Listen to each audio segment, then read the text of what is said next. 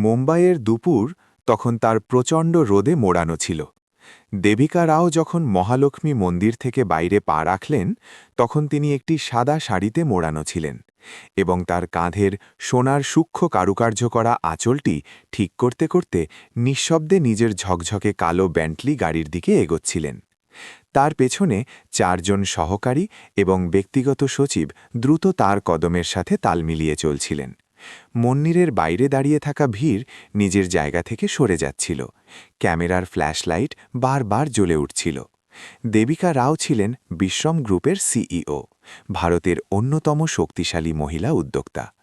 তার প্রতিটি পদক্ষেপ মিডিয়াতে উল্লিখিত হতো, প্রতিটি হাসি হেডলাইন হতো এবং প্রতিটি নীরবতা জল্পনার কারণ হয়ে উঠত। কিন্তু আজ তিনি নীরব ছিলেন না। তার চোখ দুটি কিছুটা ভারী ছিল। হয়তো ভগবানের সামনে করা প্রার্থনার প্রভাব ছিল, অথবা ভেতরে কোথাও কোনো দ্বন্দ্ব চলছিল। যখন তিনি গাড়ির কাছে পৌঁছালেন, তার চালক শ্রদ্ধার সাথে দরজা খুলে ধরল। ঠিক তখনই হঠাৎ ভিড় চিরে এক রোগা পাতলা ছিলে দ্রুত সামনে এলো এবং সরাসরি গাড়ির সামনে দাঁড়িয়ে পড়ল। থামুন, গাড়িতে উঠবেন না, বিপদ আছে। তার গলা উঁচু ছিল, কাঁপা কিন্তু দৃঢ়। রাস্তার ওপর এক মুহূর্তের জন্য নিস্তব্ধতা নেমে এলো। ছেলেটির বয়স হয়তো ১২ বা ১৩ বছর ছিল। তার জামাকাপড় ছেঁড়া পুরানো ছিল, মুখ ধুলো আর ঘামে মাখা। তার পা খালি ছিল এবং তার চোখ দুটিতে এমন এক ভয় ছিল যেন সে এমন কিছু দেখে ফেলেছে যা অন্য কেউ দেখতে পায়নি। দেবিকা থমকে গেলেন। তার হাত দরজার হ্যান্ডেলেই থেমে গেল। নিরাপত্তারক্ষীরা তৎক্ষণাৎ দৌড়ে এলো এবং ছেলেটিকে ধরতে লাগল। এই বাচ্চাটা কি পাগল হয়ে গেছে? এক লোক বিড়বিড় করল। এই বস্তির বাচ্চাদের কোনো ভরসা নেই, কেউ একজন বলল। খালি পেট আর মাথায় ফালতু খেয়াল, আরও একটা আওয়াজ এলো। দেবিকার সচিব মিসেস মেহতা এগিয়ে এসে বললেন, তোমার লজ্জা করে না? দেবীজির সামনে নাটক করছ? বাচ্চাটি পিছিয়ে গেল না। সে নিজের জায়গায় অটল হয়ে দাঁড়িয়েছিল। তার নিঃশ্বাস দ্রুত চলছিল, কিন্তু গলা তখনও পরিষ্কার ছিল। গাড়ির চাকা থেকে কিছু অদ্ভুত আওয়াজ আসছিল, আর নিচে তেলও চুইয়ে পড়ছে। কিছু গোলমাল আছে, আপনি বসবেন না। এবার ভিড় হাসতে লাগল। দেবিকার চোখ সেই বাচ্চাটির ওপর আটকে ছিল। সে মিথ্যে বলছিল না, অন্তত তার চোখ তা বলছিল না। এক পলকের জন্য তার চোখের সামনে অতীতের একটি দৃশ্য ভেসে এলো। এক ৮ বছরের ছোট মেয়ে, যে তার মাকে রান্নাঘরে গ্যাসের লিকেজ সম্পর্কে চিৎকার করে বলছিল, কিন্তু মা তা শোনেননি। কিছু মুহূর্ত পরেই আগুন লেগে গিয়েছিল। দেবিকার আঙুলগুলো ঠান্ডা হয়ে এলো, কিন্তু তখনই তার ব্যবসায়িক প্রবৃত্তি জেগে উঠল। ক্যামেরা, মিডিয়া, মর্যাদা, এবং তিনি দীর্ঘশ্বাস নিলেন। সরিয়ে দাও ওকে, আমার দেরি হচ্ছে। নিরাপত্তা কর্মীরা ছেলেটিকে জোর করে টেনে সরিয়ে দিল। সে চিৎকার করতে থাকল, দয়া করে আমার কথা শুনুন, বিপদ আছে। দেবিকা গাড়িতে বসে পড়লেন। দরজা বন্ধ হল। গাড়ি স্টার্ট নিল এবং ধীরে ধীরে মন্দিরের সিঁড়ি থেকে দূরে যেতে লাগল। ভেতরে এসির ঠান্ডা হাওয়া বইছিল, কিন্তু দেবিকার ঘাম হতে লাগল। তিনি শান্ত হয়ে বসে থাকলেন, কিন্তু তার বুক এক অজানা ভয়ে কাঁপতে লাগল। যদি সে সত্যি বলে থাকে। গাড়ি মূল রাস্তায় গতি বাড়িয়েছিল। বাইরের কোলাহল অস্পষ্ট হতে শুরু করেছিল, কিন্তু তার মনে সেই বাচ্চাটি এখন আরও স্পষ্ট হয়ে উঠছিল। তার চোখ, তার চিৎকার, তার ভয়। হঠাৎ এক প্রচণ্ড বিস্ফোরণ হল। গাড়ি বাঁদিকে হেলে গেল। ড্রাইভার ব্রেক মারল, কিন্তু সামনের চাকার দিক থেকে শব্দ এলো এবং গাড়িটি ধাক্কা খেতে খেতে ডিভাইডারের দিকে যেতে থাকল। দেবিকা সিটটি শক্ত করে ধরে ফেললেন। তার চিৎকার বেরিয়ে এলো। ধোঁয়ার এক লকির ফুটে উঠল এবং শেষ পর্যন্ত গাড়িটি থেমে গেল, ডিভাইডার থেকে মাত্র ২ ফুট দূরে। তৎক্ষণাৎ চালক এবং সচিব বাইরে বেরিয়ে দেখলেন। একটি চাকার অবস্থা খুব খারাপ ছিল। টায়ার ফেটে গিয়েছিল এবং চাকার নাট ঢিলা ছিল। কেউ ইচ্ছে করে এটা করেছে, ড্রাইভার ঘাবড়ে গিয়ে বলল। দেবিকা গাড়ি থেকে বাইরে এলেন। তার পা টলছিল, তিনি কিছু বলতে পারলেন না। তার চোখ ছিল দূরে মন্দিরের দিকে। সেই বাচ্চাটির চোখ আবার তার স্মৃতিতে ফুটে উঠল। রাস্তায় লোক জমে গিয়েছিল। কেউ বলছিল কেউ হত্যার চেষ্টা করেছে, কেউ ভিডিও বানাতে শুরু করেছিল। কিন্তু দেবিকা সবকিছু শোনা উপেক্ষা করছিলেন। তিনি শুধু একটি কথাই ভাবছিলেন, যদি সেই বাচ্চাটি সেখানে না থাকত, যদি আমি ওর কথা পুরোপুরি উপেক্ষা করতাম, তবে কি আজ আমি বেঁচে থাকতাম? তার পুরো শরীর কাঁপছিল, তার চোখ ভিজে এলো, আর সেই মুহূর্তে তার ভেতরে কিছু ভাঙার শব্দ হলো। হয়তো এটা তার অহংকার ছিল, অথবা সেই দেওয়াল যা তিনি দুনিয়া থেকে আলাদা থাকার জন্য তুলেছিলেন। এখন সেই দেওয়াল প্রথমবার ধসে পড়ছিল। গাড়ি থেমে গিয়েছিল, কিন্তু দেবিকার হৃদয় এখনও কোনো লাগামহীন ঘোড়ার মতো দৌড়াচ্ছিল। চারদিকে ভিড় ছিল, পুলিশের সাইরেনের শব্দ দূর থেকে আসছিল এবং ড্রাইভার কারো সাথে ফোনে কথা বলছিল। মিসেস মেহতা তার কাছে এসে বললেন, ম্যাডাম, আপনি ঠিক আছেন তো? দেবিকা মাথা নাড়লেন, কিন্তু তার শব্দ গলায় আটকে গেল। তিনি এখনও সেই বাচ্চাটির গলা শুনতে পাচ্ছিলেন। গাড়িতে উঠবেন না, বিপদ আছে। পুলিশ ঘটনাস্থলে পৌঁছাল। তারা চাকার ছবি তুলল এবং নাট বোল্ট পরীক্ষা করতে লাগল। এক আধিকারিক ড্রাইভারকে জিজ্ঞেস করলেন, গাড়ি কে তৈরি করেছিল? ড্রাইভার বলল, সবসময়ের মতো সার্ভিস সেন্টার থেকে এসেছিল, সবকিছু স্বাভাবিক ছিল। আধিকারিক গম্ভীর গলায় বললেন, কেউ ইচ্ছে করে এটা করেছে, এটা কোনো সাধারণ দুর্ঘটনা নয়। দেবিকা এক মুহূর্তের জন্য চোখ বন্ধ করলেন। মন্দিরের ঘণ্টার শব্দ তার কানে বাজছিল। রাতে যখন তিনি তার মালাবার হিলেল তংলোতে ফিরলেন, তার পা ভারী ছিল। সবসময়ের মতো প্রেস তার অপেক্ষা করছিল, কিন্তু তিনি কারো সাথে কথা বললেন না। তিনি সোজা নিজের ঘরে চলে গেলেন। ঘরে ঢুকেই তিনি তার ওড়না সরালেন এবং আয়নায় নিজেকে দেখলেন। সেই দেবিকা রাও, যিনি দেশের বড় বড় শিল্পপতিদের সাথে ডিল করতেন, যিনি হাজার হাজার কর্মচারীর বস ছিলেন। কিন্তু এই সময়ে তিনি নিজেকে কোনো এক অপরিচিতার মতো অনুভব করছিলেন। তিনি বিছানায় বসে পড়লেন, মাথা চেপে ধরলেন। তার ভেতরে কিছু ভাঙছিল। তিনি মিসেস মেহতাকে ডাকলেন, সেই বাচ্চাটির খোঁজ লাগান, এখনই। মিসেস মেহতা অবাক হলেন, কোন বাচ্চা? দেবিকার গলা ভারী ছিল। সেই যে মন্দিরের বাইরে আমাকে সতর্ক করেছিল, তাকে খুঁজে বের করুন। মিসেস মেহতা কিছু বলার চেষ্টা করলেন, কিন্তু দেবিকা হাত তুলে তাকে চুপ করিয়ে দিলেন। রাত খুব দীর্ঘ ছিল। দেবিকা বিছানায় এপাশ ওপাশ করলেন।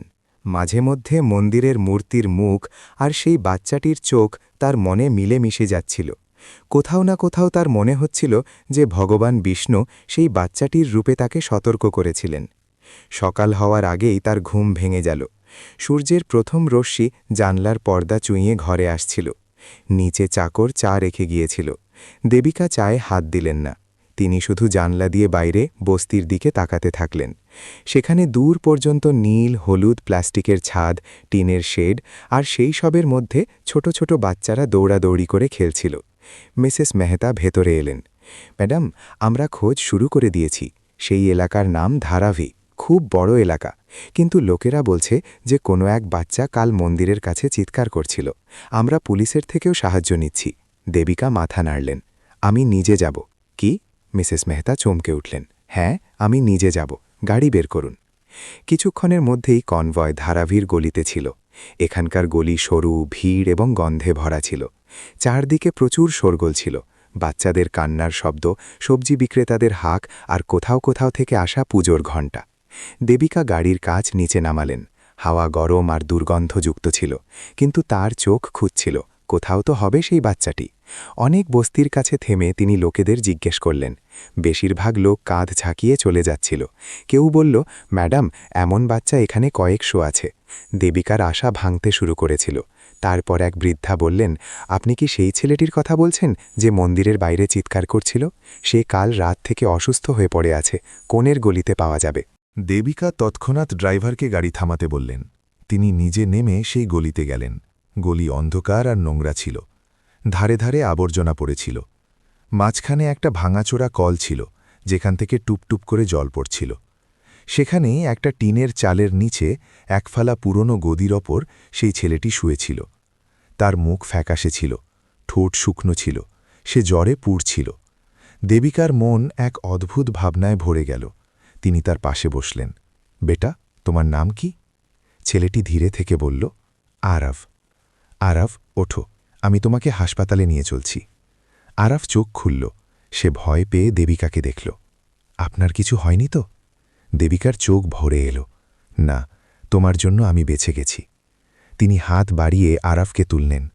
বাচ্চাটি হালকা ছিল, যেন হাড়ের ওপর চামড়া টানা দেওয়া আছে। ড্রাইভার এসে সাহায্য করল। তারা তাকে নিয়ে গাড়িতে করে হাসপাতালে পৌঁছাল। তিনি ফিরে এসে আরবের হাত ধরলেন। তুমি চিন্তা করো না, আমি তোমাকে এখানে একা ছাড়ব না। আরব অবাক হয়ে তাকে দেখল। কেন?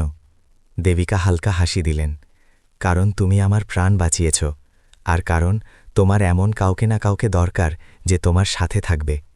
আরবের চোখ ভরে এলো। সে ধীরে থেকে মাথা নাড়ল। দেবিকা মনে মনে এক সিদ্ধান্ত নিলেন, সেই সিদ্ধান্ত যার আশা কেউ করেনি। পরের দুদিন আরব হাসপাতালে ভর্তি রইল। দেবিকা রোজ সকালে সবার আগে হাসপাতালে যেতেন, ডাক্তারদের সাথে কথা বলতেন আর আরবের কাছে কিছু সময় কাটাতেন। এই মধ্যে মিডিয়াতে তার নীরবতা নিয়ে অনেক জল্পনা চলছিল। টিভি চ্যানেলগুলোতে বিতর্ক চলছিল যে দেবিকা রাওয়ের গাড়ি দুর্ঘটনার পেছনে কোনো বড় ষড়যন্ত্র আছে নাকি শুধুই প্রযুক্তিগত ত্রুটি। দেবিকা এখনও পর্যন্ত কোনো প্রশ্নের উত্তর দেননি। তার মনে শুধু একটি প্রশ্ন প্রতিধ্বনিত হচ্ছিল, আরবের আশাতে কি তার জীবনের মোড় বদলাতে চলেছে? হাসপাতালের বিছানায় শুয়ে থাকা আরব এখন কিছুটা সুস্থ ছিল। যখন প্রথমবার সে শক্ত খাবার খেল তখন তার চোখে তৃপ্তি ছিল, কিন্তু সে খাবার আগে মাথা নিচু করে প্রার্থনা করতে ভুলল না। দেবিকা জিজ্ঞেস করলেন, তুমি কি রোজ এমন করো? আরব মাথা নাড়ল। বাবা বলতেন যে খাবার ভগবানের আশীর্বাদ, সে যত কমই হোক না কেন শুকরিয়া অবশ্যই করা উচিত। দেবিকা প্রথমবার নিজেকে ভেতর থেকে ছোট অনুভব করলেন। যে বাচ্চার কাছে কিছুই ছিল না তার কাছে কৃতজ্ঞতা জানানোর জ্ঞান ছিল। সেই সন্ধ্যায় যখন ডাক্তার আরবকে ছুটি দিলেন তখন দেবিকা তাকে নিয়ে নিজের বাড়িতে ফিরলেন। দেবিকা রাওয়ের বাংলো মালাবার হিলের সবথেকে দামি এলাকায় অবস্থিত ছিল। উঁচু দেওয়াল দিয়ে ঘেরা, ভেতরে সবুজ প্রকৃতি, ফোয়ারা আর মার্বেলের সিঁড়ি ছিল। বাড়িতে ঢুকেই আরবের চোখ বড় বড় হয়ে গেল। এই সব আপনার? সে ধীর থেকে জিজ্ঞেস করল। দেবিকা হাসলেন, হ্যাঁ, কিন্তু এখন এটা তোমারও, অন্তত যতক্ষণ তুমি এখানে আছো। আরব কিছু বলল না, শুধু নিজের চটিগুলো ধীরে থেকে দরজার বাইরে খুলে রাখল। প্রথম দিন বাড়িতে এক অদ্ভুত নিস্তব্ধতা রইল। চাকরদের ফিসফাস, নিরাপত্তারক্ষীদের খচখচে নজর আর মিসেস মেহতার স্পষ্ট বিরক্তি সব দেবিকা অনুভব করলেন, কিন্তু গুরুত্ব দিলেন না। রাতে খাওয়ার টেবিলে আরব চুপচাপ বসে রইল। সে প্লেটে অর্ধেক খাবারই নিল আর ধীরে ধীরে খেল। দেবিকা দেখলেন যে সে প্রতিবার খাওয়ার আগে জিজ্ঞেস করত, আমি কি এটা নিতে পারি? একদিন দেবিকা তাকে জিজ্ঞেস করলেন, তুমি এত ইতস্তত কেন করো? আরব উত্তর দিল, যেখানে নিজের অধিকার নেই সেখানে সম্মানের সাথে থাকতে হয়। দেবিকা কিছুক্ষণ খামোশ রইলেন। তারপর তিনি বললেন, তোমার এখানে পুরো অধিকার আছে। যতক্ষণ তুমি এখানে আছো এই বাড়ির প্রতিটি অংশ তোমার। পরের দিন সকালে আরব তাড়াতাড়ি উঠে গেল। যখন কাজের মেয়েটি দেখল যে সে উঠোনে গাছে জল দিচ্ছে তখন সে অবাক হল। এটা তোমার কাজ নয়, সে বলল। আরব হেসে বলল, আমি শুধু সাহায্য করছি। ধীরে ধীরে বাড়ির লোকেদের মধ্যে তার ভাবমূর্তি বদলাতে লাগল। সে প্রতিটি কাজে হাত লাগাত, কখনো বাগানে, কখনো গাড়ি ধোয়ার সময় ড্রাইভারকে সাহায্য করত। এক সন্ধ্যায় দেবিকা দেখলেন যে আরব গ্যারেজে দাঁড়িয়ে তার বেন্টলি গাড়িটি মন দিয়ে দেখছিল।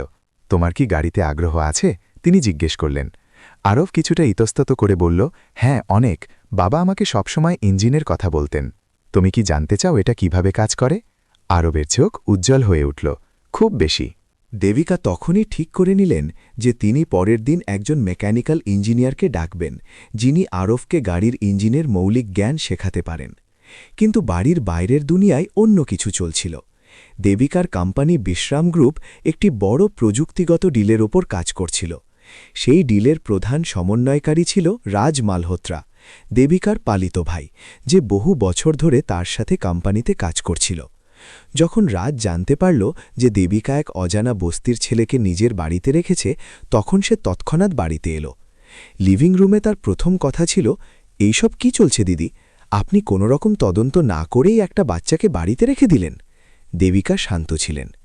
ওই বাচ্চাটি আমার প্রাণ বাঁচিয়েছে রাজ, এবং আমি ওর সাথে শুধু সেটাই করছি যা ইনসানিয়াত বলে। রাজের চোখে এক মুহূর্তের জন্য রাগ আর এক মুহূর্তের জন্য অবিশ্বাস ফুটে উঠল। কোম্পানির ইমেজে প্রভাব পড়বে, মিডিয়া এটাকে অন্য রং দিতে পারে। তবে কি আমাদের সবসময় সেটাই করা উচিত যা মিডিয়া পছন্দ করে? রাজ কিছু বলল না, কিন্তু তার চোখে অন্য কিছু ছিল, এমন কিছু যা দেবিকা সেই সময় পড়তে পারেননি। সেই রাতে যখন দেবিকা তার স্টাডি রুমে বসে কোম্পানির কাগজপত্র দেখছিলেন, আরব ধীরে থেকে দরজা নক করল। আমি কি ভেতরে আসতে পারি? হ্যাঁ, এসো। আরব একটি কাগজ এগিয়ে দিল। তার ওপর সে নিজের পক্ষ থেকে একটি গাড়ির ব্লুপ্রিন্ট বানিয়েছিল।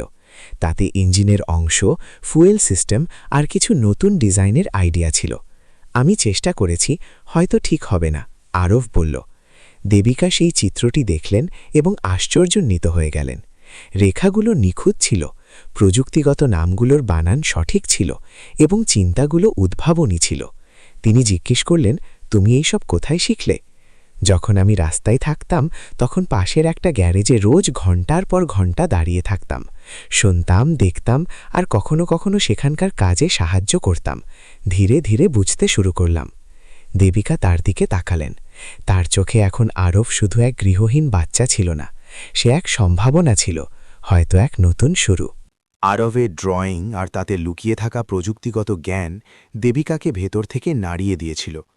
তিনি ভাবতেও পারেননি যে বস্তির এক বাচ্চা, যে কখনো প্রথাগত শিক্ষা পায়নি, সে এত পরিষ্কার আর বাস্তবিকভাবে একটি ইঞ্জিন সিস্টেম বুঝতে পারে। পরের দিন সকালে তিনি তার পুরনো বন্ধু আর এক বিখ্যাত অটোমোবাইল ইঞ্জিনিয়ার শ্রীনিবাসনকে ডাকলেন। যখন শ্রীনিবাসন এলেন, দেবিকা আরাফকে ডাকলেন এবং বললেন, তোমার যা জানার আছে একে জিজ্ঞেস করতে পারো। শ্রীনিবাসন প্রথমে কিছুটা ইতস্তত করলেন, কিন্তু যেমনই আরাফ প্রশ্ন করা শুরু করল, কিভাবে পিস্টন কাজ করে, টর্ক কি হয়, গিয়ার রেশিও কিভাবে পাল্টায়, তখন তার কপাল কুঁচকে যেতে লাগল। তুমি এইসব শিখলে কোথা থেকে? গ্যারেজে দেখে দেখে, আরাফ হেসে বলল। শ্রীনিবাসন দেবিকাকে আলাদা করে নিয়ে গিয়ে বললেন, এই বাচ্চাটি সাধারণ নয়, এর জ্ঞান আর কৌতূহল কোনো ইঞ্জিনিয়ারিং কলেজের ছাত্রের থেকে কম নয়। দেবিকা যেন নিজের ভেতরে নতুন কিছু আকার নিতে অনুভব করলেন। তিনি সিদ্ধান্ত নিলেন আরফকে প্রথাগত শিক্ষা দেওয়ানোর। সেই সন্ধ্যায় তিনি তাকে নিয়ে শহরের এক নামী বেসরকারি বিদ্যালয়ে গেলেন। যখন তারা আরবের পটভূমি সম্পর্কে শুনলেন, তখন প্রিন্সিপাল প্রথমে তো সন্দেহ প্রকাশ করলেন, কিন্তু যেমনই আরব মৌলিক গণিত আর বিজ্ঞানের প্রশ্নের উত্তর আত্মবিশ্বাসের সাথে দিল, তিনি ভর্তির প্রক্রিয়া শুরু করে দিলেন। আপনি চাইলে ওকে গ্রীষ্মকালীন ব্রিজ প্রোগ্রামে সামিল করতে পারেন, এতে ওর মূলধারায় আসতে সুবিধা হবে, প্রিন্সিপাল বললেন।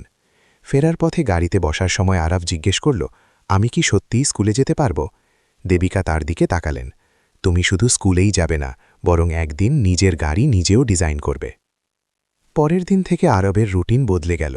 সকালে তাড়াতাড়ি ওঠা, পড়াশোনা করা, স্কুলের বই পড়া আর সন্ধ্যায় শ্রীনিবাসনের সাথে প্রযুক্তিগত বিষয়ে কথা বলা তার রোজকার অংশ হয়ে গেল। কিন্তু সব কিছু এত সহজ ছিল না। দেবিকার বাড়ি আর অফিসে ফিসফাস বাড়তে লাগল। একটা বস্তির বাচ্চা কি এই বাড়ির যোগ্য? ম্যাডাম কি আবেগপ্রবণ হয়ে কোম্পানির ভাবমূর্তিকে বিপদে ফেলছেন? সবথেকে বেশি চিন্তা হল রাজ মালহোত্রার। রাজের মনে হল যে আরবের বাড়তে থাকা প্রভাব যেন তার বছরের মেহনাতকে ধাক্কা না দিয়ে দেয়। সে দেবিকাকে সরাসরি প্রশ্ন করল, আপনি কি ওকে দত্তক নেওয়ার কথা ভাবছেন? দেবিকা বিনা দ্বিধায় উত্তর দিলেন, আমি জানি না ভবিষ্যতে কি হবে, কিন্তু আজকের জন্য আমি এটা জানি যে যদি একটা বাচ্চা এত মেহনত করতে পারে, তবে তাকে একটা সুযোগ অবশ্যই দেওয়া উচিত। রাজ সেই মুহূর্তে কিছু বলল না, কিন্তু তার দৃষ্টি অন্য কিছুরই ইশারা করছিল। ওদিকে মিডিয়া যেমনই আরবের ব্যাপারে খবর পেল, কিছু পোর্টাল চাঞ্চল্যকর হেডলাইন চালিয়ে দিল। দেবিকা রাওয়ের বাংলোতে থাকছে ধারাভের বাচ্চা। শিল্পপতি কি আবেগে ভেসে যাচ্ছেন? দেবিকা এইসব কথার কোনো উত্তর দিলেন না। তিনি আরাফকেও বললেন, এইসব কথায় কান দিও না, লোকে বলতে থাকবে, কিন্তু আমরা আমাদের কাজ করে যাব। আরাফ মাথা নাড়ল। একদিন যখন দেবিকা একটি বড় কর্পোরেট মিটিং থেকে ফিরছিলেন, তখন তিনি দেখলেন যে আরাফ ড্রাইভারের সাথে গ্যারেজে দাঁড়িয়ে আছে আর বেন্টলির বোনট খুলে কিছু দেখছে। তিনি গাড়ি থেকে নামলেন এবং হেসে জিজ্ঞেস করলেন, কি চলছে? আরব লজ্জা পেয়ে বলল, গাড়ির ইঞ্জিন থেকে হালকা আওয়াজ আসছিল, আমি ড্রাইভার আঙ্কেলকে বললাম যে একটু দেখতে দিন। দেবিকা বোনটের ভেতরে উকি দিলেন, কিছু পেলে? হ্যাঁ, এয়ার ফিল্টার কিছুটা ধুলোয় ভরে গেছে, ওটা বদলাতে হবে, না হলে ইঞ্জিনের উপর চাপ পড়বে। তার আত্মবিশ্বাস দেখে দেবিকার গর্ব হল। তুমি সত্যি একদিন কিছু বড় করবে, তিনি বললেন। কিন্তু যেমন যেমন দিন কাটতে লাগল, আরও একটি পর্দা সরতে লাগল। রাজ ধীরে ধীরে অফিসে একটি নতুন নেটওয়ার্ক বানাচ্ছিল, কোম্পানির কিছু পুরনো কর্মচারীকে নিজের পক্ষে নিচ্ছিল। দেবিকার এর কোনো আভাস ছিল না। একদিন গভীর রাতে অফিস থেকে ফিরে যখন তিনি স্টাডি রুমে নিজের মেল দেখছিলেন, তিনি একটি অদ্ভুত ইমেল দেখলেন। দয়া করে এই লিঙ্কটি দেখুন, আপনার কোম্পানিতে কেউ আপনার বিরুদ্ধে ষড়যন্ত্র করেছে। ইমেলের সাথে একটি ভিডিও ক্লিপ জোড়া ছিল, যেখানে রাজ এক অজানা ব্যক্তির সাথে কথা বলছিল। যদি এই ডিলটি আমরা ব্যর্থ করে দিই, তবে বোর্ড দেবিকার উপর থেকে ভরসা হারিয়ে ফেলবে। দেবিকা স্তব্ধ হয়ে গেলেন। তিনি বিশ্বাস করতে পারলেন না যে সেই ব্যক্তি যাকে তিনি নিজের ভাইয়ের মতো মানুষ করেছেন, যাকে কোম্পানির সবথেকে নির্ভরযোগ্য ব্যক্তি ভেবেছেন, সেই তার পিঠের পেছনে ষড়যন্ত্র করছে। তিনি রাতভর ঘুমোলেন না। সকালে উঠে তিনি সোজা আরাফের ঘরে গেলেন। আরাফ জেগেছিল, বই পড়ছিল। দেবিকা তার পাশে বসে বললেন, যদি একদিন তোমাকে এমন কোনো মানুষ ঠকায় যার ওপর তুমি সবথেকে বেশি ভরসা করেছ, তবে তুমি কি করবে? আরব বই বন্ধ করল এবং বলল, আমি ভাবব যে সেই ভরসার বুনিয়াদ কি মজবুত ছিল নাকি শুধুই প্রয়োজনের সম্পর্ক ছিল। দেবিকা তার দিকে তাকালেন। আর যদি সেই সম্পর্ক রক্তের হয় তবুও? সত্যি থেকে মুখ ফেরানো উচিত নয়, আরব বলল। সেই উত্তরটি ছোট ছিল, কিন্তু তাতে বছরের অভিজ্ঞতা ছিল। দেবিকার মনে হলো যেন তার চোখে বাঁধা পট্টি ধীরে ধীরে খুলে যাচ্ছে। দেবিকা রাওয়ের জীবনে এখন প্রথমবার এমন হয়েছিল যখন তিনি নিজের তৈরি করা গণ্ডি নিয়েই সংশয় ছিলেন। তিনি নিজের আশেপাশে যেসব লোকেদের বেছে রেখেছিলেন, তার নির্ভরযোগ্য উপদেষ্টা, আধিকারিক আর সবথেকে উপরে রাজ মালহোত্রা, এখন তাদের উপরেই সন্দেহ হতে লাগল। রাজের ষড়যন্ত্রের সেই ভিডিও, যা রাতে এক অজানা ইমেলে মিলেছিল, এখন তার চেতনায় প্রতিধ্বনিত হচ্ছিল। কিন্তু তিনি এমন কিছু করতে চাইছিলেন না যা বিনা অকাট্য প্রমাণে তাকে এক আবেগপ্রবণ প্রতিক্রিয়া ডুবে থাকা হিসেবে দর্শায়। তিনি পরের দিন সবথেকে আগে নিজের সাইবার সিকিউরিটি হেডকে ডাকলেন। এই ভিডিওর সত্যতা নিশ্চিত করো। যদি এটা আসল হয় তবে আমার প্রতিটি কথোপকথন, মেল আর নেটওয়ার্কিং ডেটার রিপোর্ট চাই, তিনি বললেন। এর মধ্যে কোম্পানিতে সবকিছু স্বাভাবিক দেখাচ্ছিল, কিন্তু পর্দার আড়ালে অনেক কিছু বদলে যাচ্ছিল। রাত যেমনই অনুভব করল যে দেবিকা এখন তার থেকে দূরত্ব তৈরি করছেন, সে তার উদ্দেশ্যগুলোকে দ্রুত কাজে লাগাতে শুরু করল। সে কিছু প্রবীণ আধিকারিককে গোপনে নিজের পক্ষে করে নিল।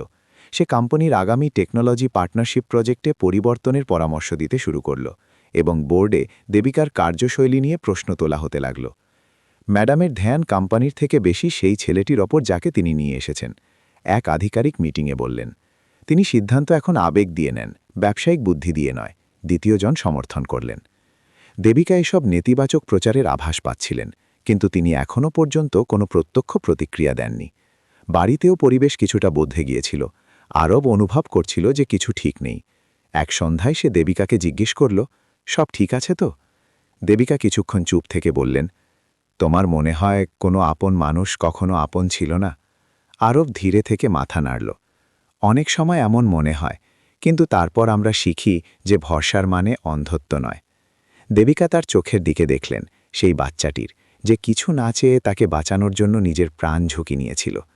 সেই দিনই সাইবার সিকিউরিটি বিভাগ রিপোর্ট দিল। ভিডিও আসল ছিল, গলার স্বর মিলে যাচ্ছিল, লোকেশনও ট্র্যাক হয়ে গিয়েছিল। সেই মিটিংটি একটি পুরনো গোডাউনে হয়েছিল, যা আগে বিশ্রম গ্রুপের এক শাখার জন্য ব্যবহৃত হতো, কিন্তু এখন অব্যবহৃত ছিল। দেবিকার মন এক মুহূর্তের জন্য ভেঙে যেতে চাইল, কিন্তু তিনি নিজেকে সামলালেন। তিনি সিদ্ধান্ত নিলেন যে তিনি এটা কারো সাথে শেয়ার করবেন না যতক্ষণ পুরো প্রমাণ আর রণনীতি তৈরি না হচ্ছে। এর মধ্যে আরব স্কুলে যাওয়া শুরু করেছিল। তার জীবনে এটি একটি নতুন মোড় ছিল। সে নতুন বাচ্চাদের মধ্যে কিছুটা গুটিয়ে থাকত, কিন্তু তার মেহনত আর বুদ্ধিমত্তা শীঘ্রই তাকে আলাদা পরিচিতি দিতে লাগল।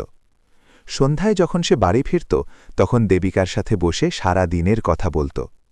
একদিন যখন সে ড্রয়িং রুমে বসে গণিতের হোমওয়ার্ক করছিল, সে হঠাৎ জিজ্ঞেস করল, দিদি, যদি কেউ আপনার প্রাণ নেওয়ার চেষ্টা করে আর আপনি জেনে যান যে সে আপনার কাছের কেউ, তবে আপনি কি করবেন? দেবিকা এক মুহূর্তের জন্য স্তব্ধ হয়ে গেলেন। তুমি এমন কেন জিজ্ঞেস করছো? আমি একটা কথা শুনেছি। আরব জানালো যে কোম্পানির এক কর্মচারীর মুখ থেকে ভুল করে এই কথাটি তার কানে এসেছে যে বেন্টলি গাড়ির ঘটনাটি কোনো দুর্ঘটনা ছিল না। দেবিকা কোনো জবাব দিলেন না। তিনি অনুভব করলেন যে এখন আরবও সেই ষড়যন্ত্রের গভীরতা বুঝতে শুরু করেছে। সেই রাতে আরব এক সাহসী সিদ্ধান্ত নিল। সে দেবিকার পুরনো ড্রাইভারের সাথে কথা বলল যে রাজের সেই পুরনো গোডাউনের উল্লেখ করেছিল। সেই গোডাউন কি এখনও খোলা আছে? সে জিজ্ঞেস করল। মাঝে মধ্যে সেখানে লোক আসে। আমার সন্দেহ কিছু কাগজপত্র এখনও সেখানে রাখা আছে। আরব ঠিক করল সে সেখানে গিয়ে দেখবে। পরের দিন কাউকে কিছু না বলে স্কুলের ছুটির বাহানা করে সে সেই গোডাউনের দিকে বেরিয়ে পড়ল। জায়গাটি জনশূন্য ছিল। চারদিকে মরচে ধরা শাটার, ধুলোমাখা জানলা আর ভেতরে অন্ধকার। কিন্তু আরব ভয় না পেয়ে ভেতরে পা রাখল। সেখানে পড়ে থাকা পুরনো আলমারি আর ফাইল বক্সগুলো খুঁজতে খুঁজতে সে কিছু নথি পেল, যাতে রাজের একটি ব্যক্তিগত কোম্পানি আর একটি প্রতিযোগী কোম্পানির মধ্যে সম্ভাব্য অংশীদারিত্বের কথা নথিবদ্ধ ছিল। ঠিক সেই সময় বাইরে কারো পায়ের শব্দ এলো। আরব লুকিয়ে পড়ল। রাজ ভেতরে এলো কারো সাথে ফোনে কথা বলতে বলতে। যদি দেবিকা বোর্ডকে সন্দেহ হতে দেয় তবে সব শেষ হয়ে যাবে।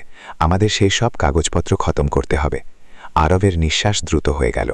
সে যত দ্রুত সম্ভব পেছনের রাস্তা দিয়ে বেরিয়ে গেল। দৌড়তে দৌড়তে তার পা একটি লোহার রডের সাথে ধাক্কা খেল আর সে পড়ে গেল।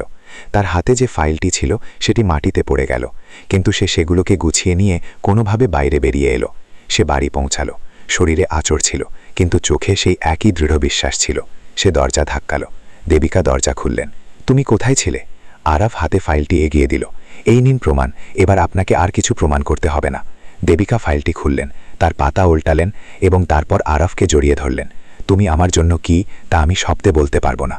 এবার নির্ণায়ক মুহূর্ত এসে গিয়েছিল। দেবিকা জানতেন যে পরের পদক্ষেপটি পুরো খেলা বদলে দেবে।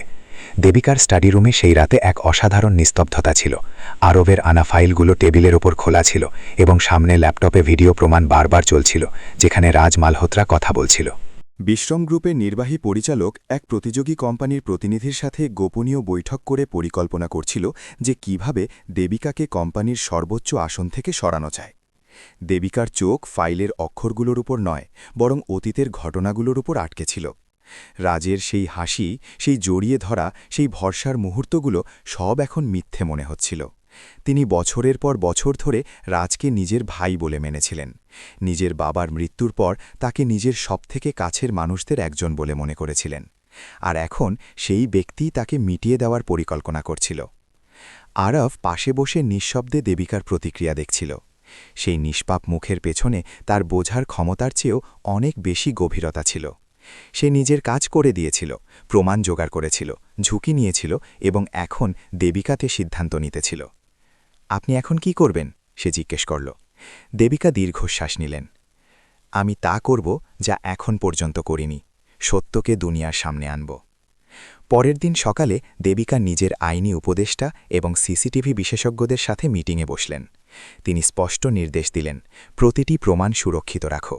মিডিয়াতে যাওয়ার আগে কোম্পানি বোর্ডকে সবকিছু দেখাতে হবে। বোর্ডের জরুরি বৈঠক ডাকা হলো। ঘরে যেমনই সব পরিচালকরা একত্র হলেন, রাজ আত্মবিশ্বাসের সাথে হাসতে হাসতে ভেতরে এলো। তার চালচলনে তখনও সেই ভরসা ছিল যা সে বছরের পর বছর ক্ষমতা থেকে পেয়েছিল। সে ভেবেছিল যে দেবিকা শুধু আবেগপ্রবণ এবং কোনোভাবেই তাকে পদচ্যুত করতে পারবে না। কিন্তু যেমনই প্রেজেন্টেশন শুরু হলো এবং ভিডিও ফুটেজ স্ক্রিনে চলল, রাজের মুখ বদলে গেল। তার হাসি গায়েব হয়ে গেল। তার চোখের উজ্জ্বলতা নিভে গেল। দেবিকা উঠে দাঁড়ালেন এবং বললেন, এটা কেবল একটা ভিডিও নয়, এটা সেই বিশ্বাসের কবর যা আমরা একজন সঙ্গীর ওপর করেছিলাম। এই লোকটা আমাদের কোম্পানির সবথেকে গোপনীয় নথি প্রতিযোগীদের কাছে বেচার চেষ্টা করেছে। আমার প্রাণ নেওয়ার চেষ্টা করা হয়েছিল যাতে আমি পথ থেকে সরে যাই। বোর্ডের সদস্যরা স্তম্ভিত ছিলেন। রাজ দাঁড়িয়ে আত্মপক্ষ সমর্থন করার চেষ্টা করল। এই ভিডিওটি মর্ফ করা হয়েছে, এটা আমার বিরুদ্ধে ষড়যন্ত্র। দেবিকা সরাসরি জবাব দিলেন, যদি এটা ষড়যন্ত্র হয় তবে এটা তোমার নিজের শব্দের, তোমার গলার স্বর, তোমার পরিকল্পনা, তোমার স্বাক্ষর। তিনি দলিলের কপিগুলো টেবিলের ওপর ছুঁড়ে ফেললেন। এই সব আরাফ জোগাড় করেছে। হ্যাঁ, সেই বাচ্চা যাকে তোমরা সবাই তুচ্ছ ভেবেছিলে। রাজ আরবের দিকে তাকালো, যে দরজার পাশে দাঁড়িয়েছিল। তার মুখে ভয় ছিল না, শুধু নিঃশব্দ দৃঢ় বিশ্বাস ছিল। তোমাদের কি মনে হয় একটা বস্তির বাচ্চা আমাকে হারিয়ে দিতে পারে? রাজ চিৎকার করল। না, দেবিকা বললেন, তোমাকে একটা বস্তির বাচ্চা হারায়নি, তোমাকে তোমার অহংকার ডুবিয়ে দিয়েছে। বোর্ড সর্বসম্মতিক্রমে রাজকে তৎক্ষণাৎ পদ থেকে অপসারণ এবং তার বিরুদ্ধে আইনি ব্যবস্থা শুরু করার সিদ্ধান্ত নিল। মিটিং শেষ হতেই রাজ রাগের সাথে দেবিকার দিকে তাকাল। তুমি সব কিছু বরবাদ করে দিলে। না, তিনি বললেন, আমি শুধু সত্যকে সামনে এনেছি। রাজ সেখান থেকে চলে গেল।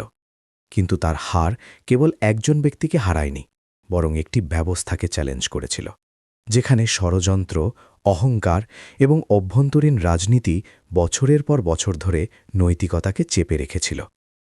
বাড়ি ফেরার সময় দেবিকা ক্লান্ত ছিলেন, কিন্তু ভেতরে এক অদ্ভুত শান্তি ছিল। তিনি আরবের মাথায় হাত রাখলেন এবং বললেন, আজ তোমার জন্য সব বেঁচে গেছে। আরব হাসল। আমি শুধু সেটাই করেছি যা জরুরি ছিল। রাতে দেবিকা নিজের ঘরে একা বসলেন, নিজের বাবার ছবির সামনে প্রদীপ চালিয়ে বসলেন। তিনি চোখ বন্ধ করলেন এবং মনে মনে প্রার্থনা করলেন, পাপা, আজ প্রথমবার আমার মনে হল যে আমি শুধু একটা ব্যবসায়িক সিদ্ধান্ত নয়, একটা মানবিক সিদ্ধান্ত নিয়েছি। পরের দিন মিডিয়াতে খবর ছড়িয়ে পড়েছিল, বিশ্রাম গ্রুপে ষড়যন্ত্র ফাঁস। দেবিকা রাও নিজের ভাইকেই পথ থেকে সরালেন। এক অজানা বাচ্চা ফাঁস করল কোটি কোটি টাকার জালিয়াতি। সব চ্যানেলে আরবের ছবি চলছিল। সাংবাদিকরা তার ইন্টারভিউ নিতে চাইছিলেন, কিন্তু দেবিকা কড়াকড়িভাবে মানা করে দিলেন। সে এখনও বাচ্চা, তাকে হিরো বানানোর দরকার নেই, তাকে মানুষ হয়ে থাকতে দেওয়া উচিত। তিনি মিডিয়াকে জবাব দিলেন। কিন্তু একটা জিনিস বদলে গিয়েছিল, দেবিকার চিন্তা। তিনি এখন আরফকে কেবল একজন রক্ষক হিসাবে দেখতেন না, তিনি তাকে এক পরিবারের সদস্য হিসাবে দেখতেন। সেই সন্ধ্যায় তিনি আরফকে কাছে ডাকলেন এবং বললেন, তুমি কি চাইবে যে আমি তোমাকে আইনত দত্তক নিই? আরফ চুপ রইল, তারপর ধীরে থেকে জিজ্ঞেস করল, যদি আমি হ্যাঁ বলি তবে কি আমি আপনার দায়িত্ব হয়ে যাব? দেবিকার চোখে জল ছিল। না বেটা, তুমি আমার দায়িত্ব নও, তুমি আমার ভাগ্য। তিনি আরফকে জড়িয়ে ধরলেন। সেই জড়িয়ে ধরার মধ্যে একটি ঘরের খোঁজ পূর্ণ হতে দেখা গেল। সেই দিন প্রথমবার দেবিকা রাও নিজের জীবনে কেবল একজন ব্যবসায়ী নয়, একজন মায়ের মতো সিদ্ধান্ত নিলেন।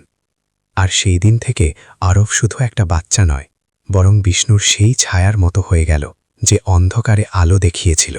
রাজ মালহোত্রার গ্রেফতারির পর পুরো মুম্বাইতে চাঞ্চল্য সৃষ্টি হয়েছিল। বিশ্রাম গ্রুপের মতো বিশাল সংগঠনের ভেতরে ষড়যন্ত্র, ধোঁকা আর হত্যার পরিকল্পনার কথা সামনে আসা এমন এক বিষয় হয়ে গিয়েছিল যা দিয়ে প্রতিটি নিউজ চ্যানেল আর খবরের কাগজ ভরে গিয়েছিল।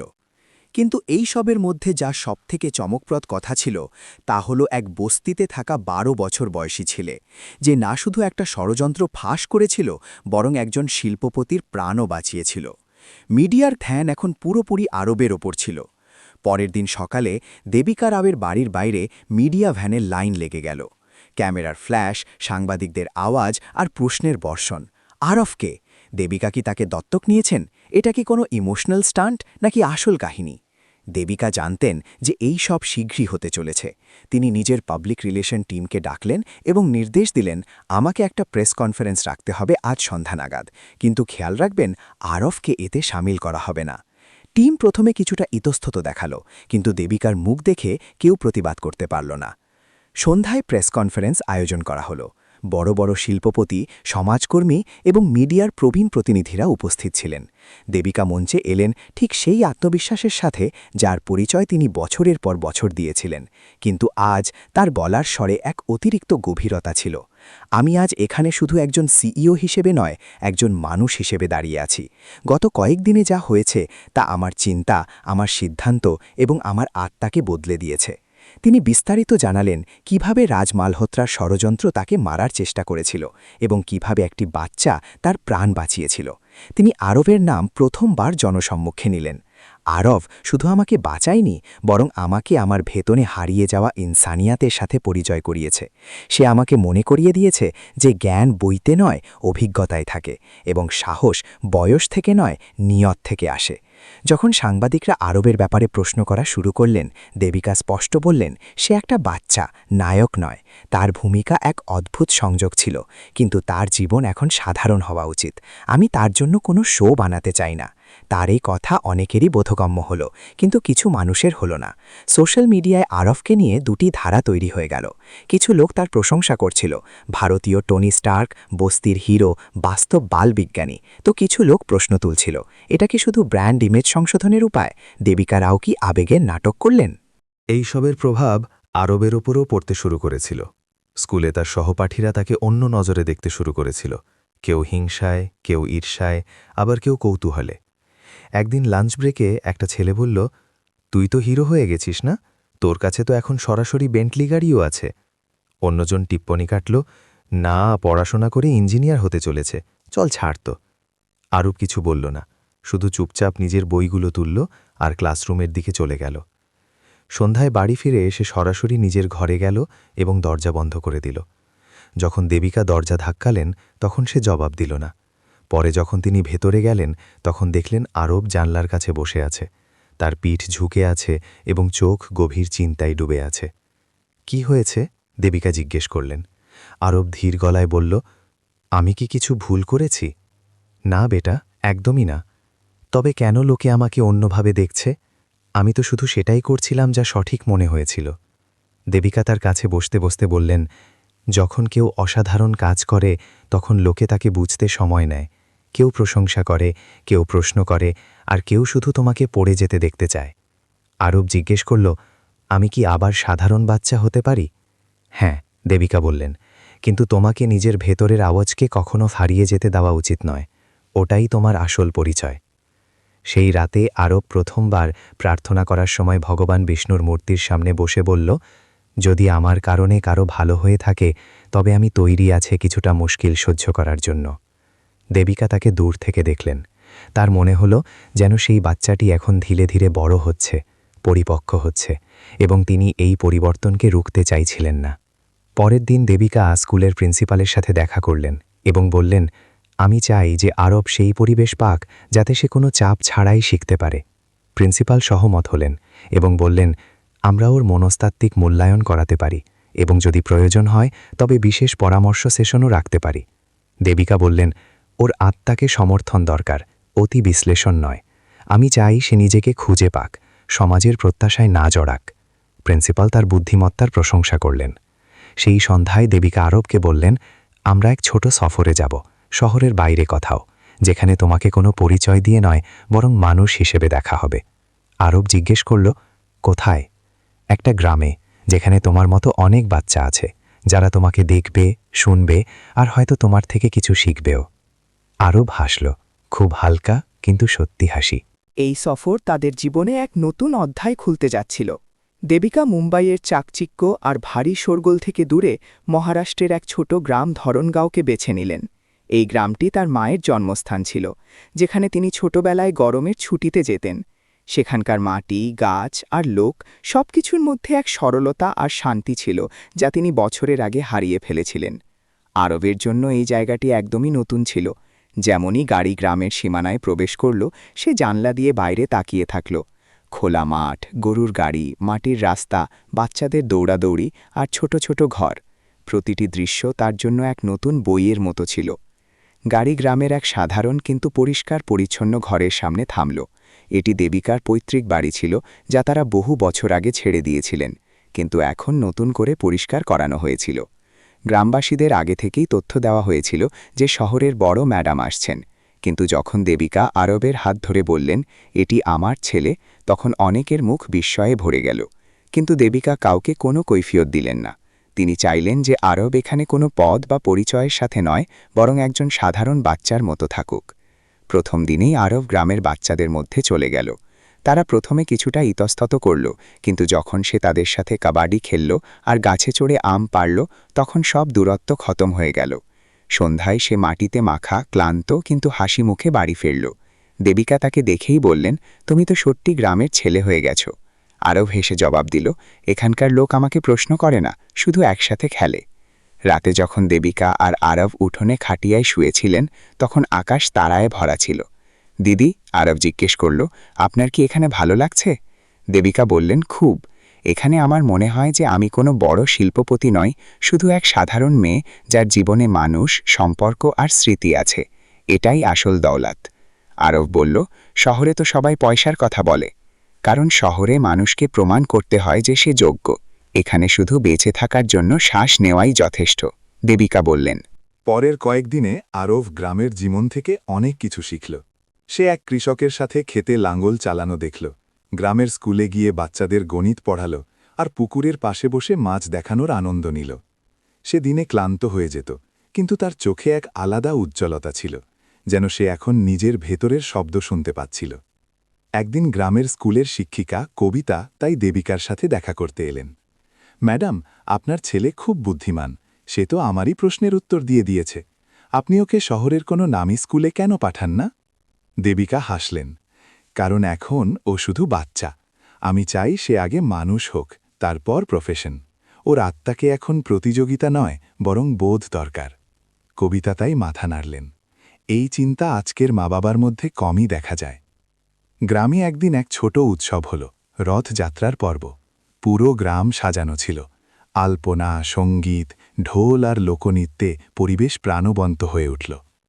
আরবও বাচ্চাদের সাথে এক দলে সামিল হল।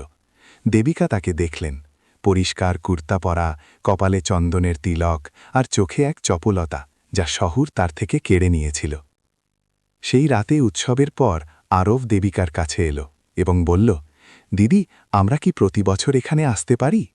নিশ্চয়ই, তিনি বললেন, এটা তোমারও বাড়ি। তারপর সে কিছুক্ষণ চুপ রইল আর ধীরে থেকে বলল, আমাকে এখানে কেউ হিরো বলেনি, আর আমার খুব ভালো লাগল। দেবিকা তার হাত ধরে নিলেন। কারণ আসল হিরো তারাই যাদের নিজের পরিচয়ের দরকার হয় না। তিনি আরবকে কাছে টেনে জড়িয়ে ধরলেন। গ্রামে কাটানো এই সপ্তাহটি শুধু এক ছুটি ছিল না, এটি একটি আত্মিক সফর ছিল। দেবিকা বছরের দৌড়ঝাঁপে যা হারিয়েছিলেন তা এখানে এসে ফিরে পেলেন। আরব যে শৈশব কখনো বাঁচতে পারেনি তা সে এখন পাচ্ছিল। শহর ফেরার আগে গ্রামবাসীরা এক বিদায়ী ভোজ রাখল। বাচ্চারা নাটক করল, গ্রামের মহিলারা ঐতিহ্যবাহী গান গাইলেন, এবং প্রত্যেকেই দেবিকা আর আরফকে নিজের হাতে কিছু না কিছু উপহার দিতে চাইল। দেবিকা হাত জোড় করে বললেন, আপনারা যা দিয়েছেন তা প্রেম, আর সেটাই সবথেকে মূল্যবান। যখন তারা মুম্বাইয়ে ফিরে এলেন তখন দুজনের মুখেই এক তৃপ্তি ছিল। গাড়িতে বসে আরব জিজ্ঞেস করল, এখন যখন আমরা ফিরে যাচ্ছি তবে কি সবকিছু আগের মতোই হবে? দেবিকা বললেন, হয়তো না, কিন্তু এখন আমরা জেনে গেছি যে জীবন শুধু গন্তব্য দিয়ে নয়, রাস্তা দিয়েও তৈরি হয়, আর এই রাস্তা আমরা একসাথে পাড়ি দিয়েছি। মুম্বাইয়ের উঁচু ইমারতগুলো আবার সামনে ছিল, কিন্তু এইবার তাদের দুজনের ভেতরে গ্রামের মাটির গন্ধ মিশেছিল। মুম্বাই ফেরার পর জীবন আবার নিজের দ্রুত গতি ফিরে পেল, কিন্তু দেবিকা আর আরবের ভেতরে কিছু বদলে গিয়েছিল। গ্রামের সাদাসিধে ভাব, সম্পর্কের উষ্ণতা আর আত্মাকে ছুঁয়ে যাওয়া শান্তি এখন তাদের ব্যবহারে ফুটে উঠছিল। আরব এখন আগের থেকে অনেক বেশি শান্ত আর স্থির হয়ে গিয়েছিল। সে নিজের স্কুলে মন দিতে লাগল এবং সময় পেলে লাইব্রেরিতে বসে পড়াশোনা করত বা প্রযুক্তিগত বই উল্টে দেখত। দেবিকা তার জন্য একজন টিউটারও রেখেছিলেন, যিনি তাকে ধীরে ধীরে স্কুলের পাঠ্যক্রমের সাথে জুড়তে সাহায্য করছিলেন। কিন্তু পরিবর্তনের এই নতুন অধ্যায়ে একটি পুরনো অসম্পূর্ণ প্রশ্ন এখনও উত্তরহীন ছিল: আরবের অতীত। দেবিকা তাকে কখনো বাধ্য করেননি যে সে নিজের ব্যাপারে সবকিছু বলুক, কিন্তু একদিন যখন তারা দুজন বাড়ির লাইব্রেরিতে বই সাজাচ্ছিলেন তখন এক পুরনো ফাইল হাতে এলো, যাতে সেই রাতের মেডিকেল আর পুলিশ রিপোর্টগুলো ছিল, যখন আরব আহত হয়ে হাসপাতালে পৌঁছেছিল। দেবিকা ফাইলটি বন্ধ করে দিলেন আর আরবের দিকে তাকালেন। তুমি কি আমার সাথে নিজের অতীত নিয়ে কথা বলতে চাইবে? আরব চুপ রইল। তারপর ধীরে থেকে সে বলল, আমার বেশি মনে নেই, শুধু এটুকু জানি যে আমি খুব ছোট ছিলাম যখন মা চলে গিয়েছিলেন, আর বাবা, তিনি এক গ্যারেজে কাজ করতেন। একদিন তিনি কাজ থেকে ফিরলেনই না। দেবিকা জিজ্ঞেস করলেন, তারপর আমাকে কিছু আত্মীয়র কাছে পাঠানো হয়েছিল, কিন্তু সেখানে আমি শুধু খাবারই পেতাম, আপনজন নয়। তারপর একদিন আমি পালিয়ে এলাম, আর তখন থেকে রাস্তাই আমার ঘর হয়ে গেল। তার গলায় কোনো অভিযোগ ছিল না, শুধু মেনে নেওয়া ছিল। দেবিকা অনুভব করলেন যে এই বাচ্চাটি কত কিছু সহ্য করেছে, আর তবুও তার ভেতরে এত সংবেদনশীলতা আর বুদ্ধিমত্তা বেঁচে আছে। সেই রাতে দেবিকা সিদ্ধান্ত নিলেন, তিনি আরবের অতীতকে পুরোপুরি জানতে চাইলেন। এটি শুধু এক কৌতূহল ছিল না, বরং একটি দায়িত্ব ছিল। যদি তিনি আরবকে আইনিভাবে দত্তক নিতে চাইতেন, তবে তার নথি, তার পরিচয় আর তার পূর্বজীবনের সত্যতা যাচাই হওয়া জরুরি ছিল। পরের কয়েক সপ্তাহে তিনি এক বেসরকারি গোয়েন্দা নিযুক্ত করলেন, যিনি আরবের পুরনো পুলিশ ফাইল, হাসপাতালের রেকর্ড আর শিশু কল্যাণ বিভাগের নথিপত্র খোঁজা শুরু করলেন। একদিন গোয়েন্দা ফোন করল, ম্যাডাম, আমরা একটা নাম পেয়েছি, অজয় পাতিল। সে নিজেকে আরবের কাকা বলে দাবি করে। দেবিকা চমকে উঠলেন। সে এখন পুনের কাছে আর ছোট শহরে থাকত। সে কিছু বছর আগে আরবের নামে সরকারি সুবিধা পাওয়ার চেষ্টা করেছিল, কিন্তু নথি অসম্পূর্ণ ছিল। তারপর থেকে সে গায়েব ছিল। দেবিকা ঠিক করলেন যে তিনি নিজে গিয়ে সেই ব্যক্তির সাথে দেখা করবেন। পরের দিন তিনি আরবকে স্কুলে পাঠিয়ে পুনে রওনা হলেন। যখন তিনি অজয় পাতিলের বাড়িতে পৌঁছালেন তখন এক সাধারণ কিন্তু নোংরা বাড়ি সামনে ছিল। অজয় এক প্রৌঢ় লোক ছিল, মুখে বিরক্তি আর নেশার ক্লান্তি ছিল। দেবিকা যখন আরবের কথা তুললেন তখন প্রথমে তো সে ভয় পেয়ে গেল। তারপর বলল, হ্যাঁ, ও আমার ভাইয়ের ছেলে, কিন্তু ও নিজেই পালিয়ে গেল। আমরা ওকে মারধর করতাম না, শুধু একটু কড়াকড়ি করতাম। খেতে পেত, ছাদ পেত, আর কি চাইছিল ওর? দেবিকা তার চোখের দিকে তাকালেন। তাতে কোনো অনুতাপ ছিল না, কোনো প্রেম ছিল না। এখন আপনি ওকে দত্তক নিতে চান, তবে কি পাবো আমি? অজয় বলল। তার কণ্ঠস্বর পরিষ্কার ছিল। এই সব তার কাছে এক সওদা ছিল। দেবিকা সংযত স্বরে জবাব দিলেন, যদি আপনার থেকে আইনি অনুমতির দরকার হয় তবে আমরা প্রক্রিয়া পূরণ করব, কিন্তু যদি আপনি একবারও ওর কাছে যাওয়ার চেষ্টা করেছেন তবে আমি আপনার বিরুদ্ধে শিশু নির্যাতনের কেস দায়ের করাবো, বুঝলেন আপনি? অজয় বিড়বিড় করতে করতে ভেতরে চলে গেল। দেবিকা সেখান থেকে বেরিয়ে পড়লেন, কিন্তু ভেতরে অনেক কিছু ভেঙে গিয়েছিল। ফেরার পথে তার চোখ ভরে এলো। তিনি ভাবতে পারছিলেন না যে একটা বাচ্চা যে এত যন্ত্রণা দিয়ে গিয়েছে, তবুও এত নির্ভীক আর পরিষ্কার মনের কিভাবে থেকে গেল। বাড়ি পৌঁছানোর পর আরাফ তার কাছে এলো এবং বলল, আপনাকে খুব ক্লান্ত লাগছে। দেবিকা তার মাথায় হাত বুলিয়ে দিলেন। আমি আজ এক ভূতের সাথে দেখা করে এলাম, কিন্তু এখন আমি আরও দৃঢ় প্রতিজ্ঞ হয়েছি। আমি তোমার সব অতীত মুছে দিয়ে তোমার নতুন ভবিষ্যৎ বানাতে চাই। আরাফ কোনো প্রশ্ন করল না, সে সব বুঝে গিয়েছিল। সেই রাতে দেবিকা দত্তক নেওয়ার প্রক্রিয়া আনুষ্ঠানিকভাবে শুরু করে দিলেন, কিন্তু আইনি প্রক্রিয়ার আগে তিনি এক অনানুষ্ঠানিক ঘোষণা করলেন। ডাইনিং টেবিলে তিনি আরফকে একটি ছোট বাক্স দিলেন। যখন আরফ খুলল, তখন তাতে এক চেইন ছিল, যাতে দুটি নাম খোদাই করা ছিল, দেবিকা এবং আরফ। এটা আমাদের সম্পর্কের প্রথম দলিল, দেবিকা বললেন। আরফ সেই চেইনটি পরে নিল। সেটি কোনো দামি উপহার ছিল না, কিন্তু তার জন্য সেটি সবথেকে বড় সম্মান ছিল। পরের দিন দেবিকার বাড়িতে একজন অপরিচিত ব্যক্তি এলেন। তিনি বললেন যে তিনি এক পুরনো গ্যারেজে কাজ করতেন, যেখানে আরবের বাবাও কখনো মেকানিক ছিলেন। তার হাতে এক পুরনো যন্ত্রপাতির বাক্স ছিল, যার ওপর লেখা ছিল শ্রীধর পাতিল। আপনার ছেলে অনেকবার গ্যারেজের বাইরে দাঁড়িয়ে এই বাক্সটি দেখত, সেই ব্যক্তি বললেন। আমি বুঝে গিয়েছিলাম যে সে তার ছেলে, এখন এটা ওর কাছে থাকা উচিত। দেবিকা সেই বাক্সটি আরফকে দিলেন। আরফ সেই বাক্সটি খুলল। তাতে কিছু পুরনো সরঞ্জাম, একটি ঘড়ি আর একটি নোট ছিল। যদি কখনো কিছু ভুল মনে হয়, তবে থেমে দেখো যে গোলমাল মেশিনে নয়, তোমার ধ্যানে আছে। আরফ সেই লাইনটি পড়ল আর হাসল। তার কাছে এখন অতীতের এক উত্তরাধিকার ছিল আর ভবিষ্যতের এক দিশা। দত্তক নেওয়ার আইনি প্রক্রিয়া এখন অন্তিম পর্যায়ে ছিল। দেবিকা আর আরবের জীবন এক নতুন স্থিরতার দিকে এগোচ্ছিল। মুম্বাইয়ের কোলাহল এখন তাদের ভয় দেখাত না, বরং তারা তার মধ্যেও নিজের শান্তি খুঁজতে শুরু করেছিল। আরব এখন স্কুলে না কেবল পড়াশোনায় ভালো করছিল, বরং তার আত্মবিশ্বাসও ধীরে ধীরে বাড়ছিল। সে ক্লাসে হাত তুলতে শুরু করেছিল, প্রশ্ন করত আর উত্তরও দিত। কখনো কখনো সে তার সহপাঠীদের টেকনিক্যাল জিনিস বোঝাত, আর তারা মন দিয়ে শুনত। এক সময় ছিল যখন সে নিজেকেও শুধু এক বস্তির ছেলে ভাবত। এখন সে নিজেকে একজন ছাত্র, একজন চিন্তাবিদ আর সবথেকে জরুরি একজন স্বপ্ন দেখা মানুষ ভাবতে শুরু করেছিল। দেবিকাও নিজের জীবনে কিছু পরিবর্তন করেছিলেন। তিনি বিশ্রম গ্রুপের অনেক আক্রমণাত্মক পরিকল্পনা বন্ধ করে দিলেন আর সিএসআর বিভাগকে মজবুত করার ওপর জোর দিলেন। তিনি বললেন, যদি আমরা আমাদের ভবিষ্যতের নেতাদের এখনই সুযোগ না দিই, তবে আমাদের কোম্পানিগুলো অন্তঃসারশূন্য হয়ে যাবে।